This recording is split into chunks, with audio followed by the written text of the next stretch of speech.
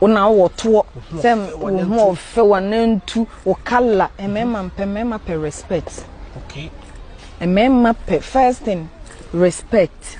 Okay. Obo ye nyansafo. Okay. Obo timi hwe fie asa. Se Bible kan wose oba buku. Yes. Na be man no. Yeah. Because mema na nkasa no ya nhada mmomo se monno. Mema munni do. Okay.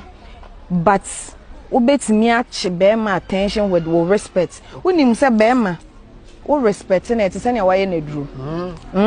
O mani hu so ye bema. Okay. O mani hu se bra kwaku ye bema.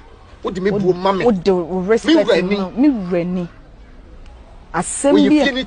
Yes. Okay. Oba bi wo hono ma wo munu kunu. Ne boyfriend no ne ti omunu. Boba wunya sika dan ma. Na be met bicycle so oni sika. One nete na ono na ye be ma wo pa bu no. Asa wonim se wo pe no nko ade a bu no.